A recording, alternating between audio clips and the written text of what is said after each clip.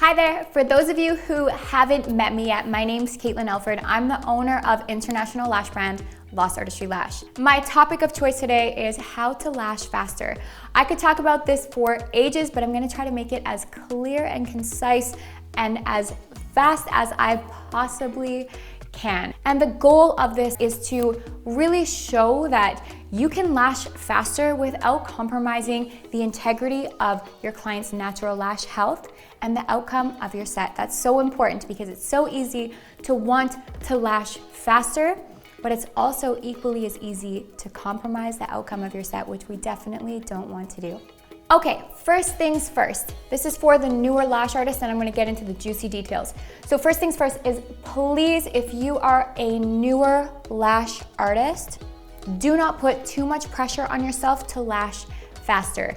Timing will come once you perfect all of your techniques. And it is so important to make sure that you're really honing in on the small details that go into every single set. So perfect your placement, perfect your direction, perfect your styling. And with all of that, timing will surely follow. Let's get right into it. First up, choose the right tweezers. It's really important to have product knowledge because the products that you use make you as a lash artist. Let's look at isolation first. It's important to have a super fine pointed tip tweezer. Here at Lost Artistry, our Sunset Ultra and our tiny tip isolation tweezer, as well as our precision isolation, have the tiniest tip and the best curvature. This tiny tip helps you maneuver and weave in and out to isolate even the toughest natural lashes, curly natural lashes, unruly natural lashes, and super fine natural lashes. You need a tiny tip in order to effectively isolate. And if you get isolation perfected, everything else will come much easier and much faster. 2, classic lash tweezer. Now, classic lash tweezer is the exact opposite of your isolation tweezer. For classic lashing, if you're an artist who finds that lashes pop off and fly away when you pick them up, then you're looking for a tweezer that has a thicker ball-pointed tip. So the tip itself will be more rounded, less pointy, more rounded or squared, but less pointy. The more surface area on the tip of the tweezer that you have, the easier it will be for you to pick up your classic lashes. Next up, an amazing volume tweezer. Okay, volume tweezers, very important. I have a couple tips on these, okay? My tip number 1 is don't use the same tweezer for 0.03, 0.05, 0.07, and 0.10. The reason why is if you break in your tweezer for a 0.07 or 0.10 diameter lash, those lashes are thicker and your tweezer will get broken in at that diameter. Meaning if you then use a 0.03 with that tweezer, the lashes will fall out through the cracks because your tweezer will be too loose for those 0.03, those tiny diameter lashes.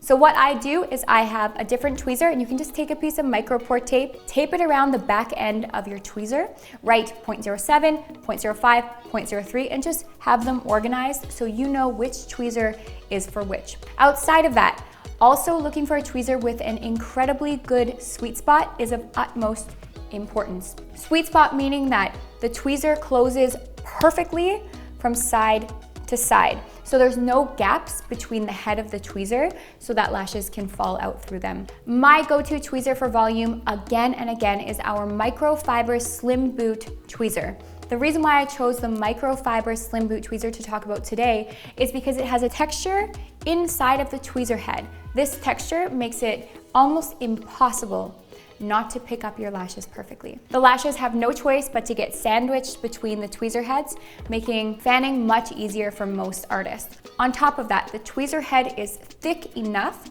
that if you're an artist who's just learning volume or finding that you need a little help when it comes to handmade volume fanning, the thicker the tip of the tweezer, the more likely the tweezer is to correct your fanning mistakes. Versus if you have a really fine booted tweezer, if you make mistakes in your technique, the tweezer will not correct those mistakes. So a thicker boot with a microfiber tip, amazing.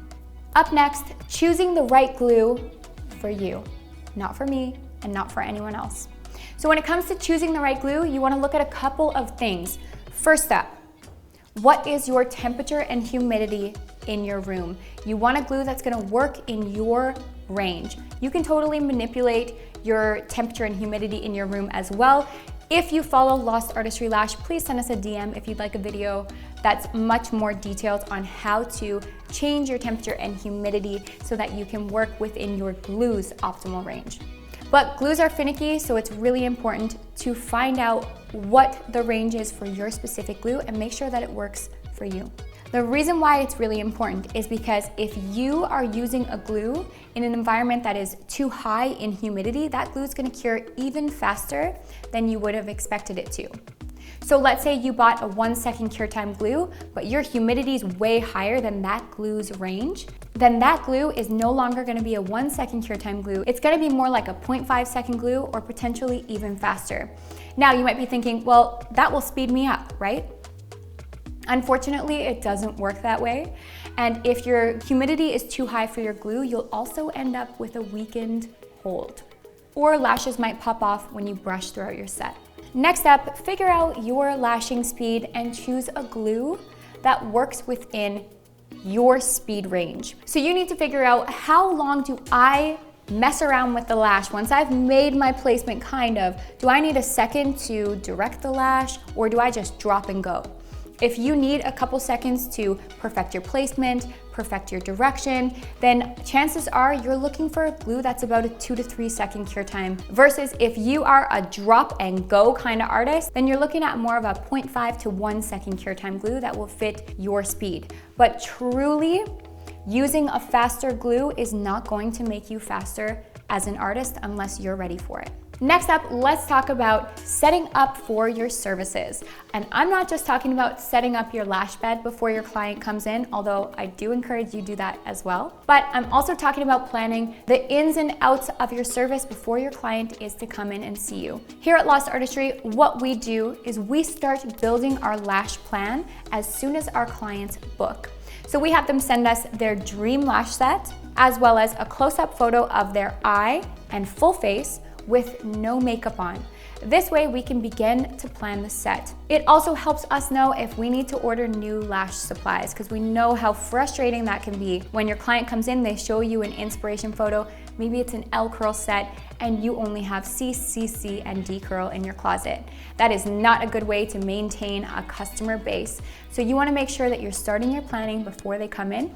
Saves you time during the service, and make sure that you are ready for whatever walks in the door. Outside of that, guys, make sure you have extra tweezers on hand. Otherwise, you're having to book a good 15 minutes between every single service to get your bed ready, change everything, and disinfect all of your tweezers. Versus if you have a good 4 or 5 pairs of tweezers on hand, you can get through those services and disinfect them as you have time. So you're not relying on one pair of tweezers.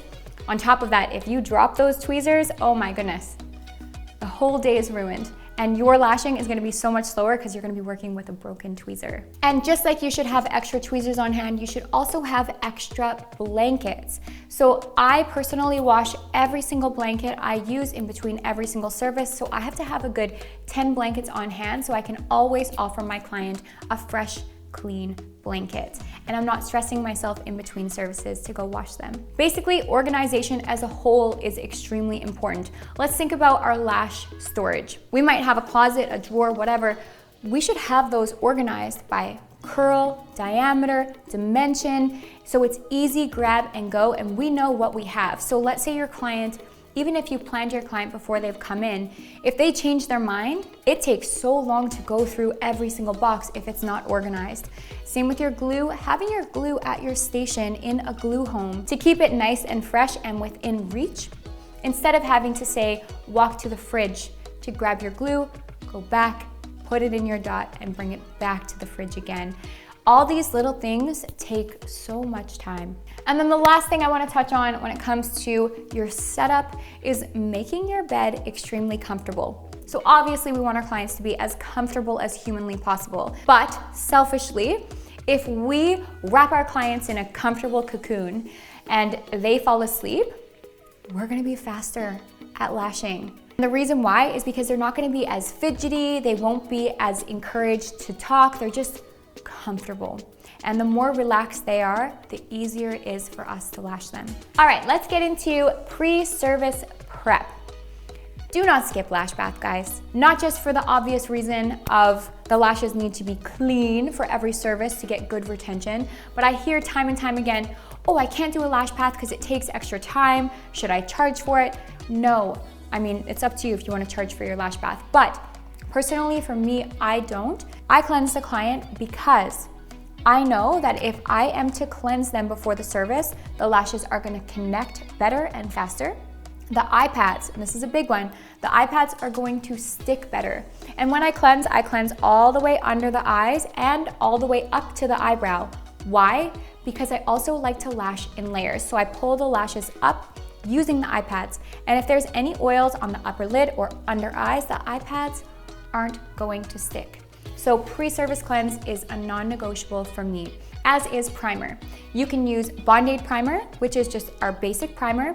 I highly recommend using this for oily clients. And I know that people say primer is drying for the lashes. Yes, it can be if you're using a harsh primer. But Band-Aid, for example, we have designed to be gentle yet effective. It actually smells fruity. Chances are if you're using a primer that smells really harsh, it is harsh. But we've added more soothing and toning down components to our primer, so it's effective in opening the cuticle, so the glue can not just sit on the outer portion of the lash, on the hair shaft. Instead, it's gonna penetrate into the cortex of the natural lash, meaning that the glue is going to stay much longer.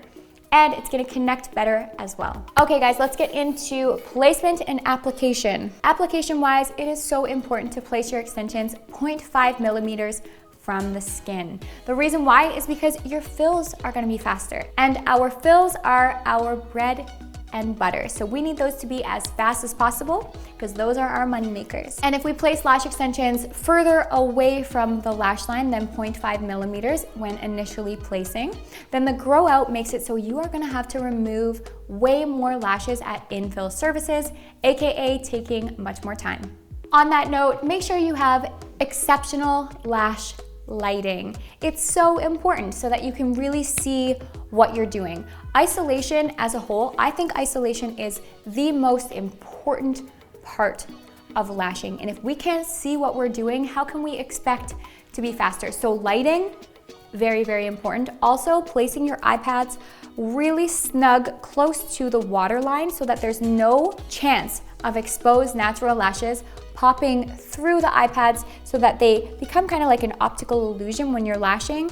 And you need that contrast between the eye pad and the upper natural lashes. So no exposed bottom layer lashes at all. On that note, don't rely on just one isolation technique for all clients. I promise you, every client will require something a little bit different. Play around with eye pads, tapes, holding your tweezers on different angles. And if you want a video on this, we have a free one on our YouTube channel. Again, shoot us a DM on Instagram. We are super available to chat on our Instagram if questions ever come up. Chances are we've already made a video on the question that you might have. So shoot us a DM and we'll happily send you a link.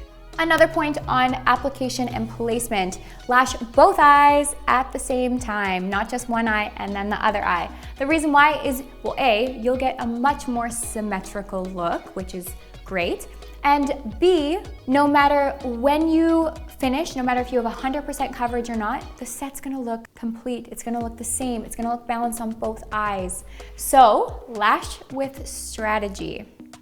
I hear time and time again, how am I gonna get through this lash set? My client has 6 lash layers and 1 million natural lashes. And my answer is lash with strategy.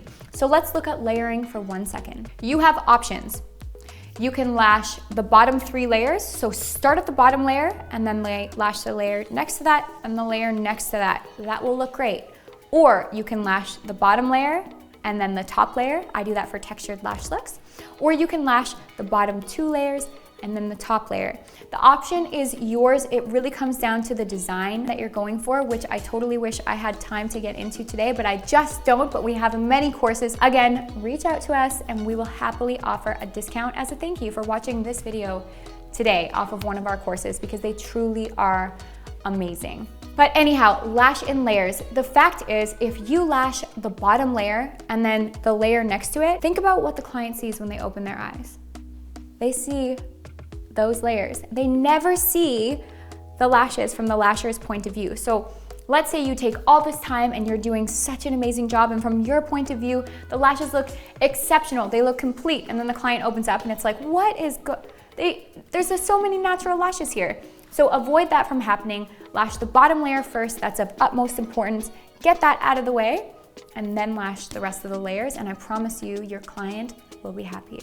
All right, I feel like I'm almost over time, but I'm gonna give you just a couple quick time savers that are going to, right out the gates, change your lash life. Number one, stop brushing the lashes all the time. I know it looks really cool and it's aesthetic to brush through the lashes, but you wouldn't believe how much time that takes. Same with your air blower for number two. Don't blow the lashes constantly while you're working. There's no need for that. If you always have to use an air dryer, chances are you're either using too much glue or you need a faster cure time glue. Three, less talking while we lash. When our clients are talking, their eyes flicker or their cheeks move, which makes us slower, and we're finicking with isolation and placement to meet them where their head's at. And as humans, we're just slower when we talk. We talk with our movement. Four, tilt your client's head back. So take their chin, move it back. That will help you see so much more. It'll help isolation. It's gonna help the whole service just run so much smoother. And lastly, have a clock close by that isn't your phone. It's so easy to get distracted by our phones when it's right there on our station. You can see messages popping up, and quite honestly, it's just distracting. And it's all those little things that make a huge difference to the timing of your lash set. Thank you so much for taking the time to hear what I have to say. And if you don't follow us right now, be sure to do so. Our socials are right here. We're on all platforms. And again, if you have any lash questions, don't hesitate to reach out to us.